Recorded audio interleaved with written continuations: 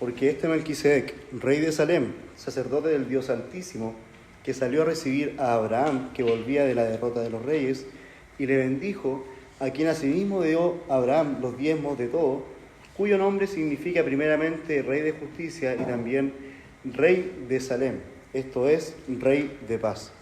3. Sin padre, sin madre, sin genealogía, que ni tiene principio de días ni fin de vida, sino hecho semejante al Hijo de Dios, permanece sacerdote para siempre. Toma asiento, mi hermano. A lo largo de la predicación les voy a ir dando los puntos y en qué parte de la predicación vamos, porque así también me ordeno yo un poco más. Melquisedec ya, yo creo que no es un nombre ajeno a usted, mi hermano. Durante toda esta serie de Hebreos ya se ha hablado, y creo, bastante sobre Melquisedec. Y hoy día en específico vamos a hablar respecto del sacerdocio según la orden de Melquisedec. Como recordatorio, recordemos que el segundo tipo de sacerdocio mencionado en la Biblia se refiere a los sacerdotes levíticos. Dios ya les había dado, o le había dicho a los israelitas que le serían sacerdotes ellos a él. Esto lo vemos en Éxodo 19, versículo 6. Dios hizo una elección de entre todas las tribus de Israel y decidió que la tribu de Leví, en específico, fuesen ellos sacerdotes. Aarón fue, de hecho, el primer sacerdote, ya lo vimos en unos capítulos anteriores, y el sacerdocio en particular pertenecía exclusivamente a él y a su descendencia. Estos sacerdotes, mis hermanos, recibieron como sostenimiento el diezmo de los israelitas, y también lo vemos en número 18, 17, 23 al 24. Pero recordando aún, mis hermanos, respecto del sacerdocio de los levitas, ¿qué función cumplían estos sacerdotes? Primero, tenían que ofrecer sacrificio si el pueblo había pecado, tenían que hacer una expiación. Eso lo vemos ver en Levítico capítulo 4, del versículo 13 en adelante. Tenían también que enseñar al pueblo. Levítico capítulo 10, del 10 al 11, Nehemías 8, versículo 7, y Malaquías capítulo 2, versículo 7. Y tenían también, además, ¿qué función cumplir? Tenían que definir y juzgar las enfermedades de la piel de las personas. Levíticos 13, del 18 al 19. Puesto que el sacerdocio fue recibido exclusivamente por Aarón y sus hijos de todos los levitas, a esto se le llama el orden de Aarón. Eso lo podemos ver en Hebreos capítulo 7, versículo 11, y entre paréntesis voy a dar hartas citas quizás de Hebreos, de los versículos que siguen más adelante a la predicación del día de hoy, pero quizás tómelo como un spoiler y no que me estoy predicando respecto de esos versículos, solamente un adelanto. Por lo tanto, este sacerdocio pertenecía exclusivamente a Aarón, a la tribu de Leví, a los levitas. Pero Jesús pertenecía a otra tribu, que era la tribu de Judá. Y esto, si lo vemos humanamente, descalificaba a Cristo para él poder ser un sacerdote, porque no era de la tribu de Leví. Por lo tanto, Dios, ¿qué fue lo que hizo? Hizo ciertos arreglos para que otro orden de sacerdotes, antes de su venida, pudiésemos el día de hoy comparar con Cristo, y es el orden de Melquisedec, sacerdote que ejercía sus funciones sacerdotales muchísimo antes que los levitas, y como podemos ver en la Escritura, Cristo es un sacerdote de ese orden respecto a su persona y su obra, respecto del sacerdocio según Melquisedec. Entonces, pasado este recordatorio, vamos ya a entrar con la introducción al tema del día de hoy.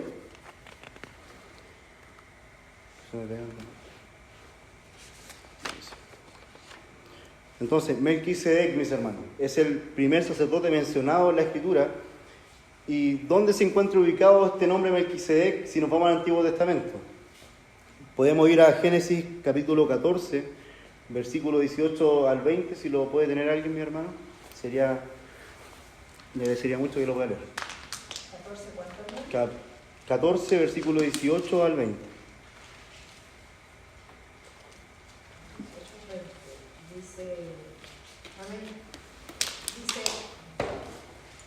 Entonces Melquisedec, rey de Salem y sacerdote de Dios Altísimo, sacó pan y vino, y le bendijo diciendo: bendito seas Abraham del Dios Altísimo, creador de los cielos y la tierra, y bendito sea Dios Altísimo, que entregó tus enemigos en tus manos, y le dio a Abraham los diezmos de todo. Amén. Entonces, es la primera vez que podemos ver en la Biblia que se nombra a Melquisedec en este tiempo de Abraham. Y muchísimo antes de que existieran las 12 tribus de Israel y las diversas leyes sacerdotales, mis hermanos, existió ya Melquisedec. También el segundo versículo en el cual se menciona a Melquisedec es también en Salmos capítulo 110, versículo 4. Si alguien lo tiene, mi hermano. Amén. El Señor ha jurado, no se retrasará, tú eres sacerdote para siempre, según el orden de Melquisedec. Amén. Entonces, en estos únicos 2 versículos, mis hermanos, podemos ver que en el Antiguo Testamento he mencionado Melquisedec, en ningún otro. Por lo tanto, en el Antiguo Testamento solamente se mencionó 2 veces. Por lo tanto, mucha información de Melquisedec no se tiene respecto de él. Pero vamos a ver que en realidad el autor de Hebreo, prácticamente él nos aporta más información de Melquisedec que el mismo Antiguo Testamento. Pero cuando vamos al Nuevo Testamento, mis hermanos, Melquisedec en el libro de Hebreo es mencionado 9 veces, en donde se da un análisis detallado de sus similitudes entre Melquisedec y Jesús. De manera que no debemos darle un énfasis a Melquisedec, sino que debemos darle más un énfasis a Cristo. Por lo tanto, Cristo no es quien se parece a Melquisedec, sino que Melquisedec es quien se parece a Cristo. Entonces, el sacerdocio de Melquisedec nos va a ayudar a entender el papel del sacerdocio de Cristo, del nuevo sacerdocio que dice que es según el orden de ese misterioso y antiguo sacerdote y rey.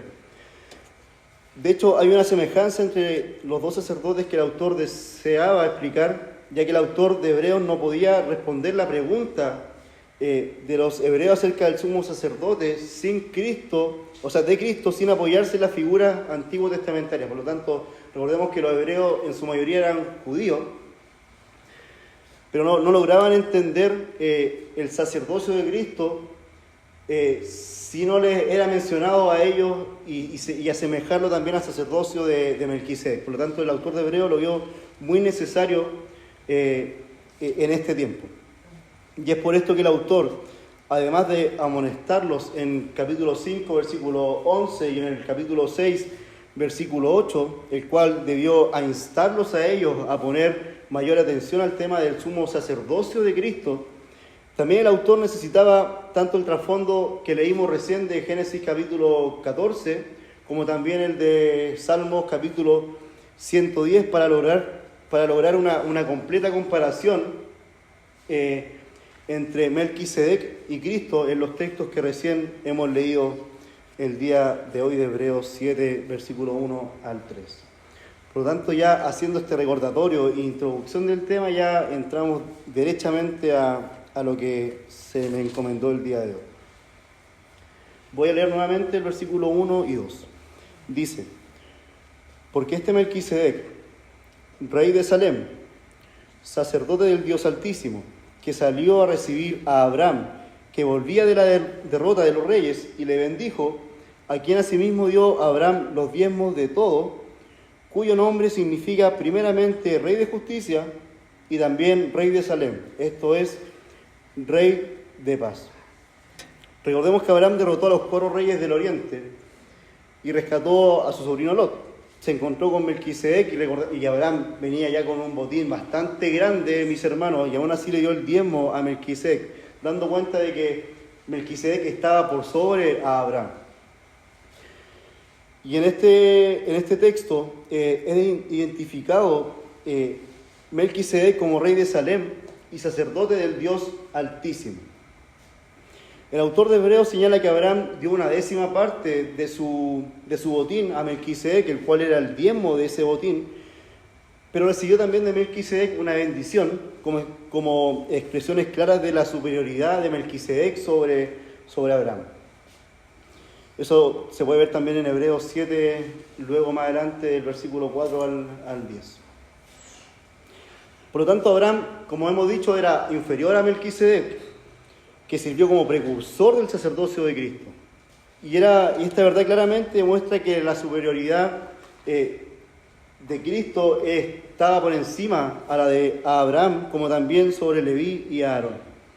Parece que los lectores de Hebreos no habían escuchado con anterioridad el sumo sacerdote divino de Cristo de parte de algún vocero o autor inspirado. Por lo tanto, para este escritor era muy necesario, mis hermanos, a hablar sobre el sacerdocio de Cristo y también del sumo sacerdote Melquisedec. Entonces, evidentemente, no habían relacionado a Jesús que conocían con el Mesías que se mencionaba, por ejemplo, en Salmos capítulo 110, ya que no solo Abraham lo reconoce como alguien superior a él y que recibe una bendición también de Melquisedec a él y él le da los diezmos, sino que también David hace lo mismo, lo reconoce a él como alguien superior a él. Uno de los textos del Antiguo Testamento más citados y que lo leímos recién y que también en el mismo Salmo de los textos que más leemos nosotros es Salmo 110. Pero este texto también tiene una cierta distinción porque también es muy citado en el Nuevo Testamento. Salmo 110 es muy citado en el Nuevo Testamento. Y este libro, escrito por el rey David, es un salmo un salmo de realeza que profetiza la ascensión y el gobierno de un futuro rey mesiánico. David aquí dice que vendrá en el poder del Señor, Salmo 110, versículo 2, que establecerá el gobierno de Dios en toda la tierra, versículo 5.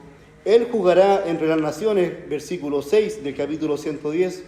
Dice también que derrotará los enemigos de Dios, versículo 1 y 6, y reunirá al pueblo de Dios para sí mismo, versículo 3. Pero David incluso llama a este rey como mi Señor, en el versículo 1, reconociendo la superioridad de su descendiente real. Y en el centro de esta extraordinaria profecía, mis hermanos, aparece uno de los personajes más misteriosos del Antiguo Testamento, y David dice en el versículo 4, el Señor ha jurado y no se retractará. Tú eres sacerdote para siempre, según el orden de Melquisedec. Por lo tanto, David lo reconocía a él como alguien superior. Pero muchos han nombrado acerca de Melquisedec, pero Melquisedec debiese también significar algo. Y vamos a ver, mis hermanos, qué significa Melquisedec. La palabra Melquisedec quiere decir rey de justicia en hebreo. Melqui, que sería Melec, significa rey, y Sedec o Sadik significa justicia. Como dice Hebreos 7.2, dice cuyo nombre significa primeramente rey de justicia. Por lo tanto, Hebreo dio el significado de lo que era Melquisedec. Pero aquí hay no sé si usted ha escuchado, pero hay una disputa. A veces se dice que Melquisedec en realidad era Cristo, que fue una aparición de Cristo en el Antiguo Testamento. Se le apareció a Abraham y también quizás se le apareció a alguien más. Y para ver si Melquisedec era Cristo, vamos a ver ciertas cuestiones, mis hermanos. Y aquí voy a leer ciertos versículos bíblicos del Antiguo Testamento. Cristo, dando cumplimiento a Zacarías capítulo 9, del versículo 9 al 10, dice, he aquí, tu rey vendrá a ti, justo. Melquisedec, recordemos que significa rey de justicia. Y aquí se está profetizando y dice, aquí tu rey vendrá a ti, justo y salvador, humilde y cabalgando sobre un asno, sobre un pollino hijo de asno. Versículo 10 dice, y hablará paz a las naciones. Esto implica que habrá un reino de justicia. ¿Y qué significa Melquisedec? Rey de justicia. Además, este Mesías salvaría a Judá y servirá como rey y sacerdote sobre su trono. Jeremías 23, 5 al 6. Pero recuerdan, mis hermanos, que Melquisedec era rey de Salem. Bueno, Salem equivale al término hebreo para paz y se le identifica con Sión en Salmo 79, 2. Y Hebreos 7, versículo 2 dice, y también rey de Salem, esto es rey de paz. Y si vamos atrás, podemos ver en el versículo 10 de Zacarías, capítulo 9, que dice, y hablará paz a las naciones. Pero mis hermanos, a pesar de esto, y que uno puede decir, me hace sentido, Melquisedec es Cristo, no hay ninguna evidencia antiguo testamentaria que sugiera que Melquisedec haya sido más allá que un hombre ordinario. Esto elimina alguna idea quizá inverosímil en cuanto a su identidad. Parece que el Espíritu Santo colocó quizá un velo sobre su historia, porque el versículo 3 vamos a ver que no se sabe nada de su madre, de su padre, no se sabe nada de su ascendencia o descendencia. Por lo tanto, es como que hubo un velo sobre su historia y no sabemos nada sobre él. Lo cual permite, sí, efectivamente, que Melquisedec sea un tipo de Cristo. Un tipo de Cristo significa que sea quizá que represente quizá a Cristo, una representación de Cristo, pero que Melquisedec sea Cristo, no hay evidencia, mis hermanos, respecto de eso. De hecho, Génesis capítulo 14 no da ninguna indicación acerca de que este sacerdote fuera una figura o tipo del Mesías. Sin embargo, Salmo 110:4 revela su simbolismo en realidad profético. Y Pedro citó Salmo 110, versículo 1, como si estuviera prediciendo el reino de Cristo a la diestra de Dios. Entonces, Melquisedec tipificaba a Cristo, o sea, Melquisedec representaba a Cristo, pero no era Cristo. ¿Quién traería a Cristo? ¿Quién traería la verdadera paz? No solo evitaría la guerra, sino que también traería una paz interna proveniente de Dios. Jesús declaró, de hecho, en Juan capítulo 14, 27, la paz os dejo, mi paz os doy.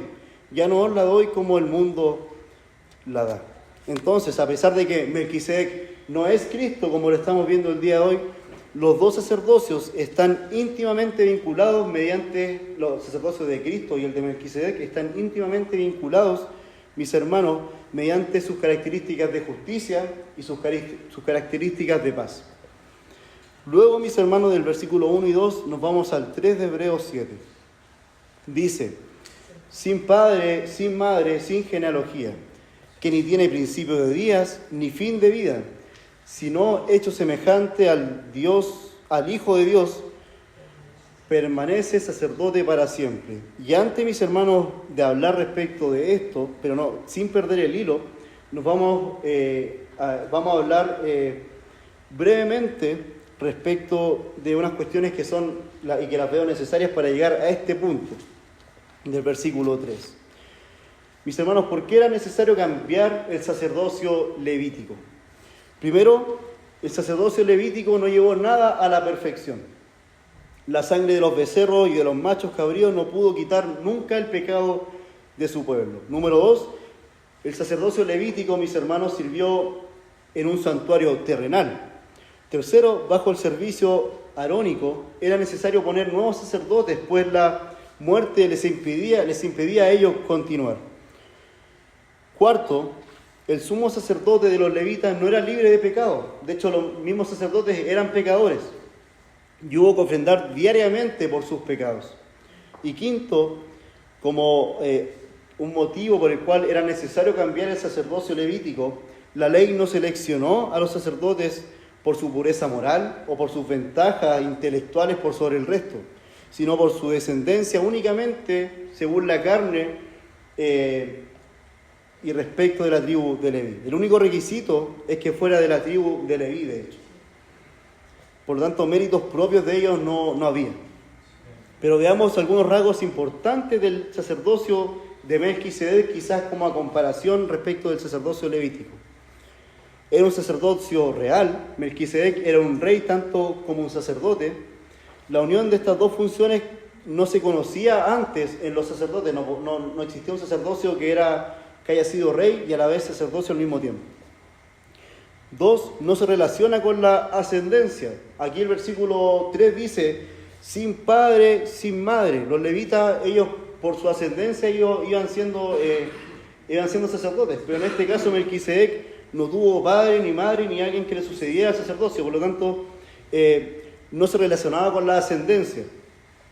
No significa tal vez que Melquisedec no haya tenido padres o madres, pero no hay ningún archivo o documento en la Escritura que nos dé quizás muestra de esto. Por lo tanto, los sacerdotes arónicos dependían de su ascendencia para poder ejercer su labor. Número 3, como característica o rango importante del sacerdocio de Melquisedec, no se especificaba su tiempo sin constancia de su principio o su fin para que Melquisedec pudiera ser más semejante al Señor, que es sacerdote para siempre según este orden. Entonces, mis hermanos, el número 4 y último de este rasgo importante de Melquisedec era superior al orden arónico. Abraham, del cual vino el orden arónico, reconoció de hecho que Melquisedec era superior a él cuando le dio los diezmos que ganó en la guerra. Por lo que como hemos visto, y como lo quiere decir Hebreos 7, versículo 3, el sacerdocio de Melquisedec no era por su descendencia o por su linaje, sino que por su pureza moral y su forma de conducirse ante los ojos de Dios. Ya este sacerdocio era muy distinto al levítico. Por eso la Escritura no menciona nada de su descendencia, porque eso no era lo importante en este sacerdocio de Melquisedec, ni el día de su muerte, ni el día de su nacimiento, haciéndolo eterno y semejante a Cristo. Esto era lo importante de este sacerdocio de Melquisedec.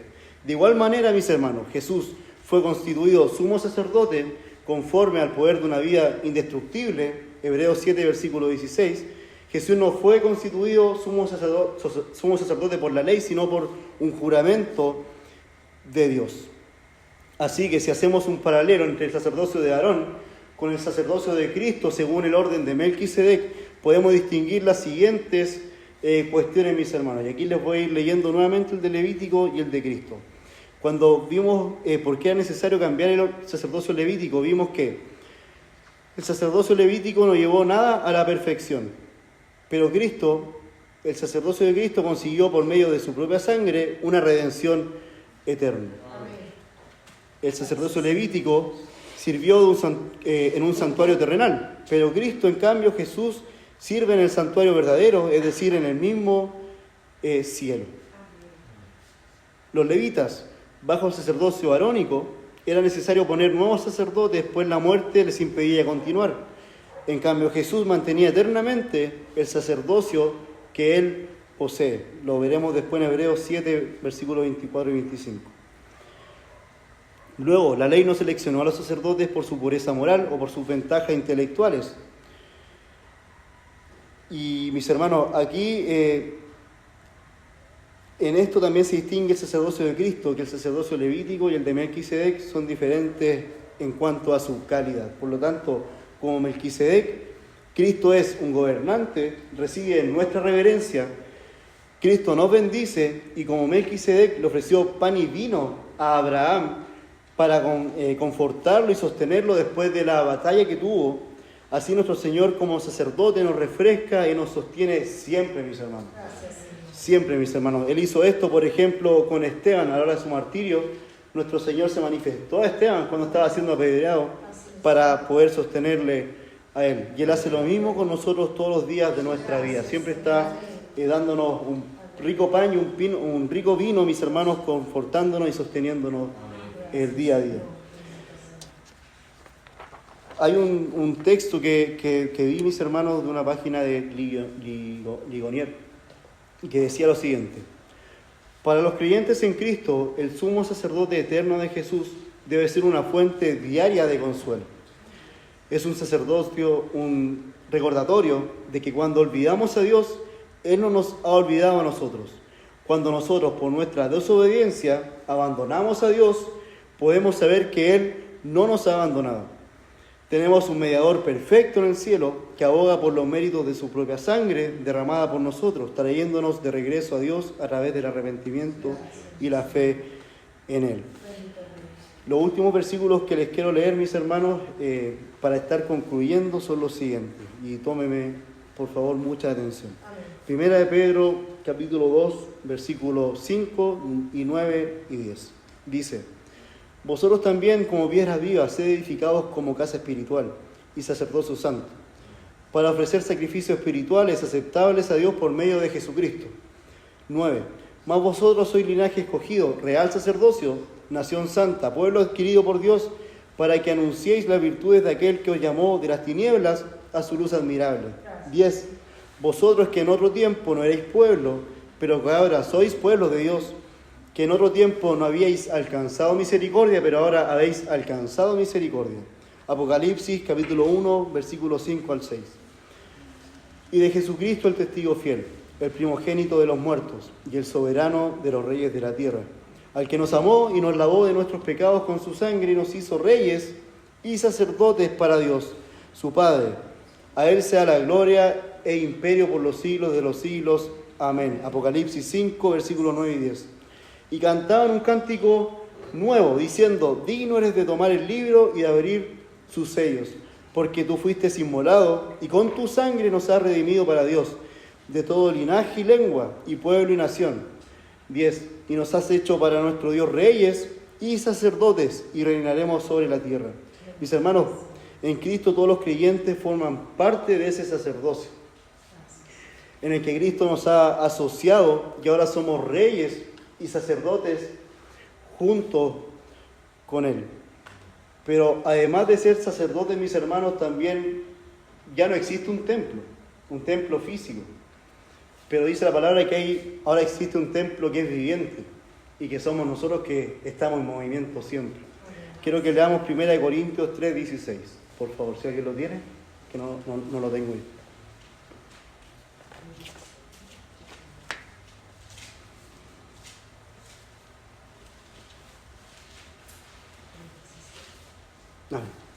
Dice: ¿no sabéis que soy templo de Dios y que el Espíritu de Dios mora en vosotros?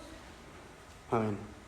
Amén. Mis hermanos, todos sabemos que somos un templo vivo y que Dios está buscando un templo limpio, mis hermanos.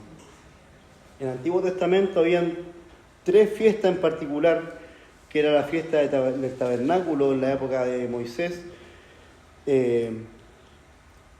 luego la de Pentecostés y una fiesta a veces que se llamaba de las 3, lo tengo anotado en el segundo, perdón.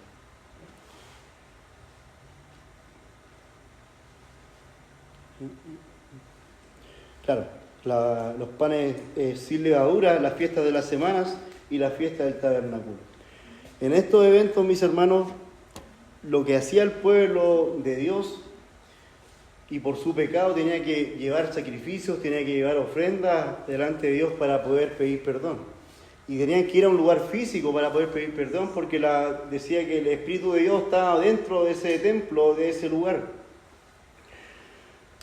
Pero eso, mis hermanos, ya se terminó. De hecho, Cristo dijo que el templo iba a ser destruido.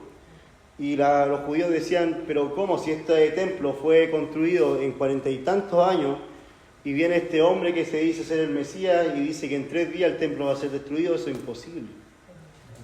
Y Cristo hacía referencia de que ya no había un lugar físico, un templo físico en el cual iba a morar Dios, sino que Cristo y el Espíritu Santo iba a morar dentro de nosotros. Mis hermanos, qué privilegio es ese. Qué privilegio es de que no tenemos que ir a un lugar a ofrecer un sacrificio, sino que el sacrificio que tenemos el día de hoy, mis hermanos, son los frutos y es el esfuerzo por ser cada día un mejor cristiano.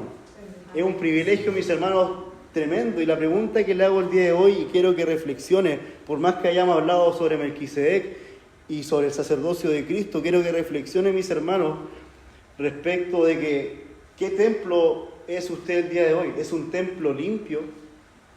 Recordemos que nosotros somos sellados por el Espíritu Santo y eso da cuenta de que somos cristianos, somos creyentes, de que somos salvos.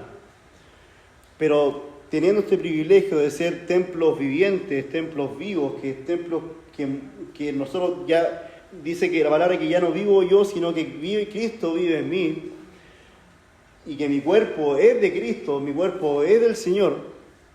Nosotros muchas veces nos esforzamos y no es que por error pequemos, sino que a veces nos esforzamos en pecar, porque nosotros queremos pecar muchas veces, olvidando de que en este templo santo, y créalo, hermano, porque la palabra lo dice, este templo santo, que a pesar de que yo me equivoco todos los días, tengo malos pensamientos, digo quizás cosas que no corresponden, Aún así, en este templo santo muere el Espíritu Santo y tengo el perdón de mis pecados a cada momento. No tengo que esperar una fiesta en especial del tabernáculo y tengo que ir en este momento. Y ni siquiera yo quizás tiene que ir un sacerdote por mí a pedir perdón de mis pecados, sino que yo, mis hermanos, como sacerdote, como templo del Espíritu Santo, puedo a cada instante, a cada momento del día pedir perdón. Dios sabemos que no duerme. Yo me puedo levantar a las 3 de la mañana y pedir perdón al Señor. Decirle perdón, Señor, por favor ayúdeme. He tenido un mal pensamiento, tuve un mal sueño. Me puedo levantar a las 6 de la mañana o puedo ir a la 1 de la tarde quizás a un baño del trabajo y en ese baño y decirle, Señor, por favor, perdóname. Recién pegué con un compañero. Puede llegar la tarde, puede llegar la noche y quizás con mi señora o mis hijos y como familia, todos también pedir perdón. Qué privilegio y qué hermoso, mis hermanos,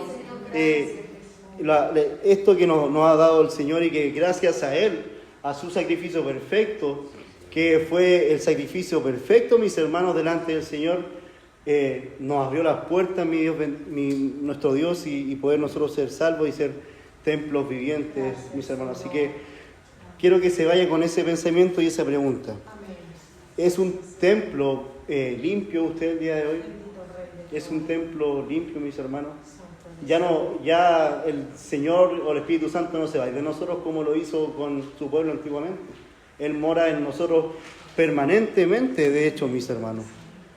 Por lo tanto, esa es la palabra del día de hoy. Quiero que la mediten, mis hermanos. Espero que se haya entendido, mis hermanos, y la reflexión en realidad durante, ojalá, la semana. Así que nos vamos a poner de pie y vamos a orar al Señor.